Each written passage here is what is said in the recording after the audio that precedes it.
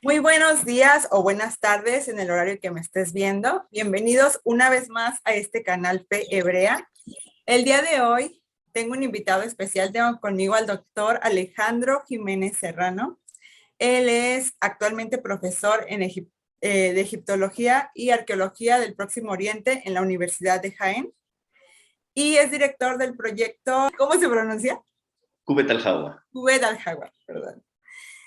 Y el día de hoy le invité, bueno, como es egiptólogo también, para hacer algunas preguntas. Como sabemos todos, pues Egipto es una parte importante en la Biblia, en la historia del pueblo de Israel. Y hay algunos tópicos que quería tocar aquí con el doctor. Hay evidencias de estos judíos en Elefantina. Entiendo que fue cuando Nabucodonosor creo que sí fue en el tiempo de Nabucodonosor, que empieza a asediar o empieza a amenazar estas zonas. Muchos huyen a Egipto, a establecerse allí. ¿Por qué se habrán establecido allí? Bueno, en realidad las poblaciones, los mercenarios, porque en este caso sí son mercenarios israelitas los que aparecen en Elefantina, sabemos que abandonaron el reino del norte, el reino del norte que conocemos como Israel, con capital en Samaria. Lo abandonan en el siglo, probablemente a principios del siglo VII, sino un poquito antes, debido a la presión asiria. Los asirios tienen unas políticas bastante violentas contra todos aquellos que no se someten voluntariamente al poder de su reino, y para evitar probablemente que los pasaran a cuchillo, deciden huir a Egipto. ¿Por qué? Porque Egipto era uno de los rivales de los asirios. Estas poblaciones son aceptadas en Egipto, y una vez que Egipto consigue la independencia, pues probablemente funcionan como son aliados, funcionan como tropas contratadas, mercenarios. No sabemos en qué momento llegan a Elefantina. No sabemos si se produce, si los egipcios deciden instalarlo allí a principios del siglo VI a.C., probablemente sí, o ya lo hacen los invasores de Egipto que hacen caer a la monarquía egipcia, que son los persas. Lo que sí sabemos es que en torno al 505 a.C. ya hay una comunidad de mercenarios judeo-israelíes en Elefantina. Y es una de las comunidades más interesantes desde el punto de vista religioso, porque si bien practican un judaísmo, en las cartas que se encontró un grupo de papiros muy interesante, en los que se tiene una correspondencia con el templo, bueno, correspondencia entre las comunidades judías o israelíes en Egipto, y también con el templo de Jerusalén. Y bueno, pues en estas cartas se puede conocer detalles bastante interesantes, como por ejemplo que los hebreos judíos de Elefantina, pese a que creían en Yahvé, también creían en otros dioses. Y es que habían salido de Palestina antes de la reforma monoteísta de Josías. Es decir, Josías es el rey que elimina todo rastro de politeísmo en el reino de Judá, y que termina siendo al final el judaísmo que triunfa. Y estas poblaciones salieron antes y no se vieron afectadas por esa visión ortodoxa del judaísmo. Y bueno, pues creen en formas, en otros dioses, e incluso en una forma femenina de Yahvé. ¿Yahvé en forma femenina? Que sería ¿O su consorte, como se ha encontrado en otro? No recuerdo que se haya encontrado a la consorte de Yahvé, que recibía el nombre de Aserat. En Elefantina creo que no. pero sí que hay una mención a una forma femenina de Yahvé que sería Yahut. Sería una forma femenina de Yahvé. Pero claro, siguen creyendo en Baal, siguen creyendo en otras divinidades típicas de la zona de Palestina. Son poblaciones que tienen una formación limitada y que tienen una religiosidad popular. Ok, bueno, entonces ellos fueron o llegaron a Elefantina cuando Asiria estaba amenazando el Reino del Norte. Entonces, ¿no son personas del sur o también hubo miembros del sur que pudieron unirse allí antes de las reformas religiosas? Que sepamos, son poblaciones del Reino del Norte. Y eso se conoce básicamente por el uso del arameo, que es la lengua que se va a ir imponiendo poco a poco en todo el Próximo Oriente. Entonces ya son poblaciones que utilizan el arameo.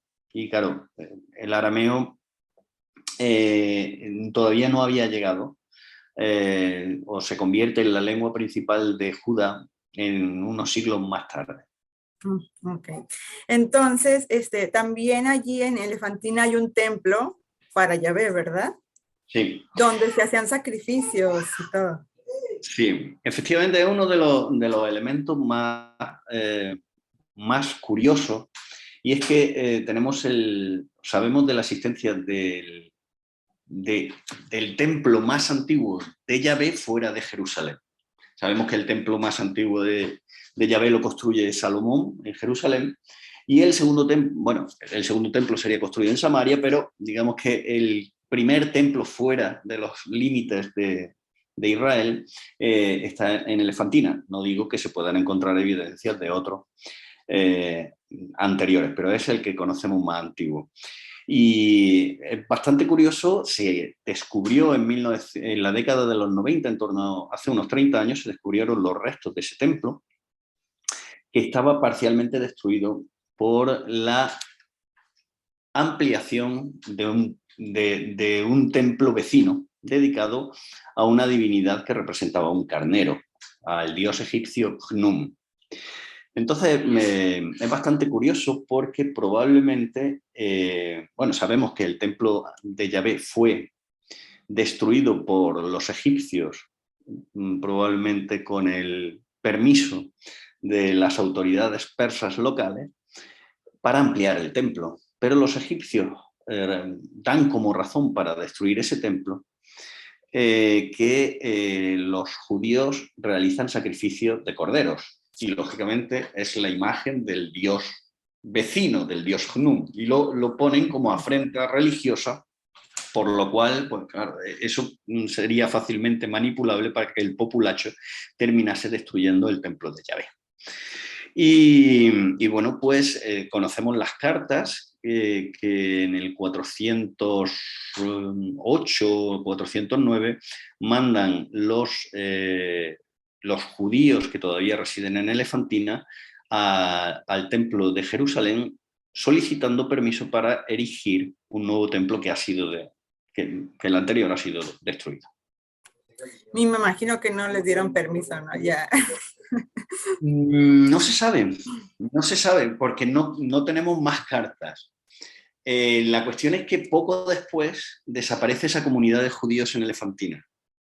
No sabemos si es que también hemos de tener en cuenta que hay cambios políticos en Egipto en ese momento. Egipto recupera en torno al 404 la independencia de los persas.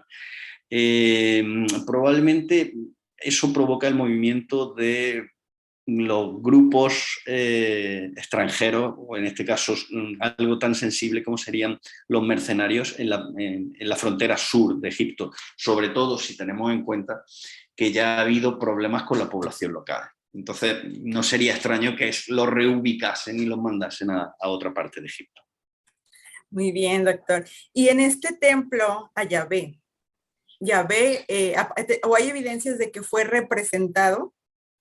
¿O era...? No tenemos ninguna evidencia. Hemos de tener en cuenta que ese templo no se conservaba completamente y fue destruido por los egipcios de finales del siglo V. No hay ninguna evidencia de representación iconográfica de Yahvé. De hecho, son muy, muy, muy raras las representaciones de Yahvé. Sí, es cierto. ¿Pero era exclusivo de Yahvé o ahí también estaba Baal metido y todos los dioses? Pues que sepamos, el templo estaba dedicado a Yahvé, lo cual no implica que no se pudieran realizar rituales asociados a otras divinidades palestinas, como Baal y demás. Pero la titularidad del templo, la divinidad principal es Yahvé. Ok. Y en uno de los papiros, según leí, se mencionaba que algunos de estos israelitas judíos de Elefantina tenían de siervos a egipcios. Pues incluso creo que le ponen esclavos, pero no sé si sea así. ¿Esto es cierto? Sí, bueno, vamos a ver. En Egipto hemos de entenderlo más como siervos, más que como esclavos. El concepto que nosotros tenemos ahora mismo de esclavitud está más relacionado con el mundo grecorromano. Es decir, una persona que carece de libertad, que carece de derechos, que es básicamente un objeto. En el Antiguo Egipto no. No existe como tal. Entonces no sería raro que los judíos de la época que tendrían un sueldo relativamente estable al encontrarse protegiendo la frontera sur de Egipto, pues tuvieran la capacidad económica de tener un ayudante. Además, los judíos, al tener esa red de contactos, esa tradicional red de contactos, solían terminar realizando o teniendo unos negocios paralelos que les proveerían también de ingresos.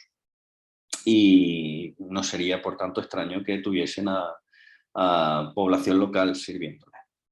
Muy bien, doctor. Le hacía el comentario porque es curioso, ¿no? Que de acuerdo a la historia del pueblo hebreo, de los israelitas, pues ellos fueron siervos en Egipto. Entonces, ver este pueblo o estos mercenarios, este grupo israelita teniendo siervos egipcios, así como que es curioso. Bueno, me pareció a mí curioso el punto. De las evidencias de estos judíos, podemos encontrar si, por ejemplo, o se ha encontrado si ellos, por ejemplo, guardaban las leyes alimenticias o también en eso eran heterodoxos. Se ha encontrado pues no. Bueno, la cuestión de los tabúes alimenticios es digamos, una dinámica que se desarrolla principalmente en Mesopotamia durante el primer milenio y no solamente afecta a los judíos. De hecho, probablemente los judíos no la observan hasta que son desterrados, hasta que Nabucodonosor II los destierra a Babilonia, y allí entran en contacto con ese tipo de corriente. ¿Por qué fue un éxito para los judíos o por qué tuvo éxito los tabúes alimenticios para los judíos de la época? Básicamente porque era una forma de aglutinar y diferenciarse del resto de las poblaciones de una ciudad tan cosmopolita como sería la Babilonia del siglo VI y V antes de Cristo. Es difícil saber si los judíos de Elefantina guardaban algún tipo de restricción alimenticia. Probablemente no. Y no podemos contestarlo a ciencia cierta porque lamentablemente no tenemos ninguna prueba directa. Pero bueno, yo prácticamente me inclinaría a pensar que los judíos de esa época en Elefantina no guardaban ningún tipo de... lo que sí es probable es que no consumieran mucho cerdo, porque tampoco los egipcios de la época eran muy amantes del consumo del cerdo en esa época. Justo iba a preguntar eso, ¿por qué en Egipto no se consumía cerdo en esa época? Porque el cerdo estaba asociado a una divinidad que era el rival del dios Horus, que era su tío Set, que había asesinado al padre de Horus, Osiris. Y digamos que el animal uno de los animales que lo representaba era el cerdo. Entonces, pues, principalmente durante el primer milenio, esta asociación de esta divinidad, que poco a poco se va haciendo cada vez más maléfica, va perdiendo los tintes positivos o los elementos positivos en favor de de restringirse a una visión maléfica, pues lógicamente afecta a todos los animales con los que está relacionado, entre ellos el cerdo. El cerdo probablemente también por la enfermedad que transmite de la triquinosis, pues iría poco a poco dejando de ser, de tener el favor al principio de las clases altas y posteriormente del resto de la población, pero sigue consumiéndose por parte de los egipcios durante toda la historia hasta que llega el Islam o el triunfo del Islam. De hecho, en Egipto hay periodos, ¿no?, donde se consumía cerdo y después no, o sea, como fluctuaba. Sí, es lo mismo que el pescado. Podríamos pensar que el pescado sería una fuente natural de alimentación de la mayoría de la población egipcia y aparece muy raramente representada en los relieves de la clase alta. Está más, como el cerdo está más asociado al consumo, a su consumo por parte de las clases bajas. Era como la carne de los pobres. La carne de los pobres. Vaya. Pues eso ya también sería muy elitista. No comemos cerdo, pero también no comían carne muy seguido, que digamos. Entonces... Y claro, tenemos que pensar que la principal comida en esa época era la cerveza y el cereal, la cebada. El consumo de proteínas estaría bastante restringido. Tenemos bastante idealizado lo que sería la imagen del mundo antiguo y tenemos que pensar que es una época en la que habría periodos de escasez y de hambre. De hecho, en las fuentes de época faraónica y luego ya de época medieval, la antropofagia se menciona, es decir, el canibalismo.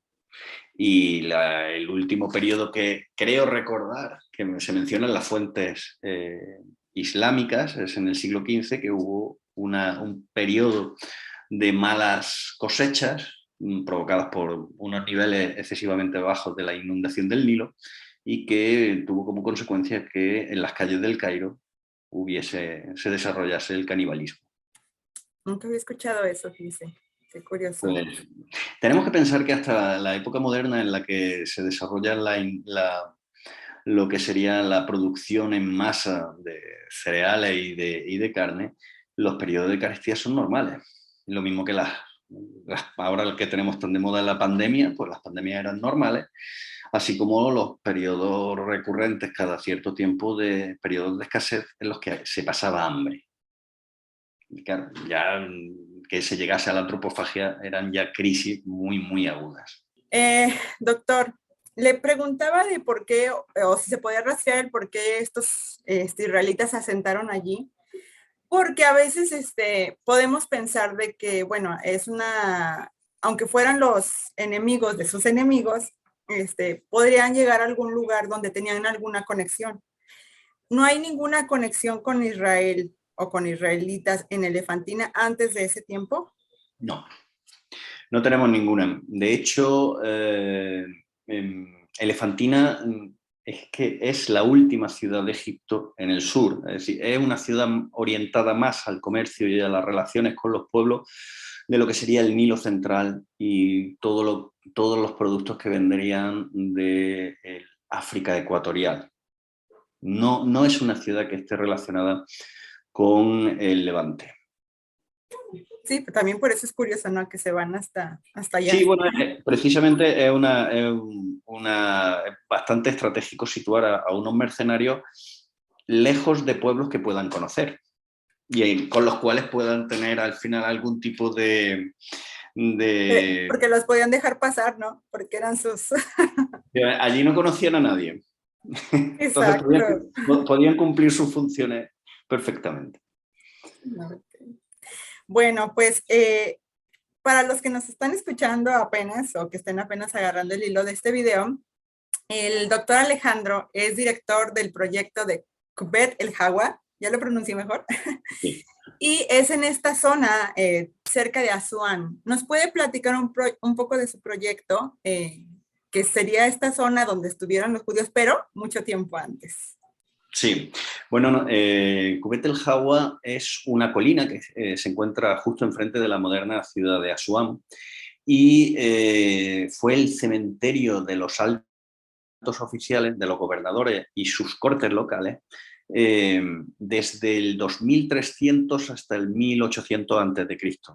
Y posteriormente sigue utilizándose ese cementerio por escribas y oficiales menores, y luego incluso durante el primer milenio, la época en la que por allí están esos judíos como mercenarios, las tumbas, las grandes tumbas de esos oficiales se reutilizan para enterrar a individuos digamos que tendrían profesiones liberales, no tenían títulos administrativos.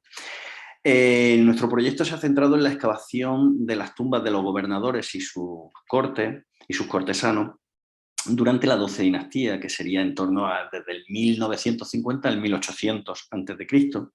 Y hemos tenido la suerte de haber encontrado alrededor de 10 tumbas y cámaras intactas, pues desde 2008 que comenzamos a trabajar, prácticamente una al año, ¿no?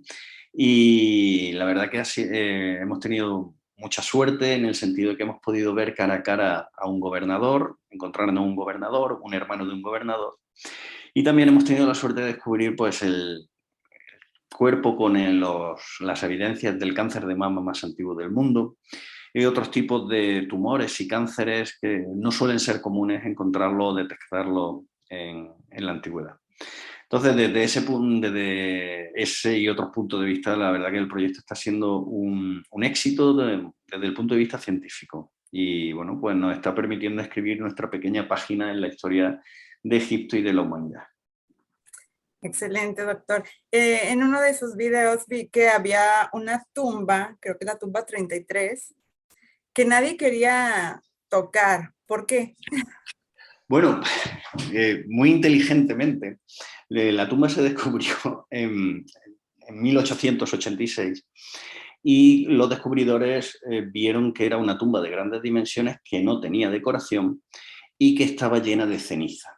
Probablemente, bueno, como luego descubrimos, en el siglo V a.C., los saqueadores habían quemado todos los ataúdes y todo el mobiliario funerario de madera, y allí pues había medio metro o 1 metro de cenizas. Y eso, excavarlo con poca ventilación, resulta muy, muy incómodo. Y nadie quiso hacerlo hasta que llegamos nosotros, que no sabíamos dónde nos metíamos. Y bueno, pues nada, con máscaras de filtro, pues poco a poco fuimos excavándola, y la verdad que es una de las tumbas más interesantes que hay en Egipto, y que en los próximos meses publicaremos un artículo acerca de las innovaciones arquitectónicas que posee. ¿Se puede hablar ahorita de lo que se encontró o es Sí, exclusivo? bueno, la verdad que la tumba no prometía nada, o prometía poco, y la verdad que nos sorprendió con el número de cámaras intactas. Como nadie había querido excavar allí, pues tuvimos la suerte de encontrarnos, si no recuerdo mal, 4, 5, 6 cámaras intactas, de 2 reutilizadas en una época contemporánea en la que los judíos están como mercenarios, es decir, la tumba es data del 1830, pero en torno al 550 allí la gente decide meter a sus abuelitos, abuelitas, titos y primos, lo entierran allí, y 2 cámaras se salvaron del gran incendio. Y luego también encontramos 4 cámaras con personas y personajes que fueron enterrados en una época relativamente cercana a la construcción de la tumba, en torno al 1830-1800 a.C., entre ellos un gobernador, Jecair III, un sacerdote, y luego, en fin, algunos personajes relacionados con la familia gobernante de Elefantina. Muy bien, excelente. Seguro muchos no han escuchado de estas tumbas intactas. Ahorita lo que está de moda es lo de Saqqara, ¿no? Pero yo creo que entre más antiguo es más interesante, más sorprendente. Sí, bueno, el caso Saqqara siempre es mucho más complejo, porque estamos hablando de que es la corte o el lugar de residencia de los faraones por antonomasia. Entonces, allí hay muchísimas tumbas de grandes oficiales, hay mucha más población y es mucho más complejo de analizar. Por lo tanto, tener una visión real de lo que está sucediendo, de cómo funciona Egipto, es mucho más difícil, porque tienen muchas más piezas de evidencia que tienes que ir conectando. En cambio, lo bueno que tiene Elefantina es que es una reproducción a menor escala, una escala prácticamente minúscula de lo que sería la sociedad egipcia, y tienen menos piezas con las que jugar. Por lo tanto, es mucho más fácil ver los mecanismos que hacen funcionar a la sociedad egipcia. Ok. Y ya en ese tiempo se momificaba a los muertos, porque veía que estaban un poquito desgastados los cuerpos. Los cuerpos se vendan o se cubren con textiles desde comienzo del tercer milenio. Nosotros lo que hemos excavado, lo más antiguo que tenemos data del 2200 a.C., los cuerpos están vendados, pero no tenemos evidencias de momificación como tal hasta el principio de la 18ª dinastía, es decir, hasta el 1450 a.C. ¿Qué quiere decir? Que los cuerpos probablemente hasta el 1450 eran tratados, pues probablemente cubiertos con óleos, perfumados, digamos preparados para el más allá, pero no eran eviscerados o no se les extraía el cerebro. Ok, muy bien, doctor. Y bueno, para concluir, si alguien quiere conocer más de este proyecto, ¿dónde puede buscar información? Que usted nos pueda dar una guía. Bueno, básicamente es poner Qubet Jaén, Qubet, que sería Q-U-W-E-T. Jaén se pone en Google y aparecerá ya la página de la Universidad de Jaén de nuestro proyecto. Y bueno, también salimos en algunos documentales de National Geographic, en Discovery Channel. En fin, parece que estamos de moda ahora. Sí, no, es que es muy interesante y pues en parte la pandemia sirvió, ¿no? Para muchos investigar por internet y así conocer muchos de estos yacimientos, descubrimientos de lo que hay de Egipto. Se me había pasado una pregunta, doctor. Estos judíos en Elefantina, ¿dónde se enterraban? Esa es la pregunta. No lo sabemos. Sí sabemos, se descubrieron en los años 60 del siglo XX algunas tumbas de una comunidad también de mercenarios, en este caso arameos, es decir, vecinos del norte de estos judíos que tenemos en Elefantina, que estarían estacionados en Asuán. Y allí se han descubierto algunas tumbas y hay alguna inscripción en arameo que permite saber que se enterraban allí. Pero los judíos de Elefantina no tenemos ni idea. Yo, uno de mis sueños al principio de nuestro proyecto era decir, bueno, ya que tenemos enterramientos del siglo VI a.C., a lo mejor en alguna de estas tumbas pues se enterraron estos judíos. No hemos encontrado nada. Entonces, ¿dónde estaban? ¿Quién sabe? En algún lado tienen que estar, o tuvieron que estar. A menos que se quemaran en piras funerarias, pero no sería parte de... No creo que fuera la costumbre. Las cremaciones son típicas del siglo VI en Palestina, en las sociedades palestinas, principalmente en el siglo VI. Estos abandonan antes del siglo VI Palestina y no creo que se quemase. A lo mejor sí. Pero bueno, tenemos mucho desierto que barrer. Así es. Bueno, doctor, pues una vez más por haber aceptado esta entrevista. Ha sido muy informativa para mí y estoy segura que también para los que nos están escuchando. Para los que nos escuchan, recuerden darle like. Si tienen alguna duda, algún comentario, dejarlo en los comentarios. Yo se los haré llegar también al doctor Alejandro. Pues muchas gracias una vez más. Gracias. Gracias por visitar este canal. Nos vemos pronto. Shalom.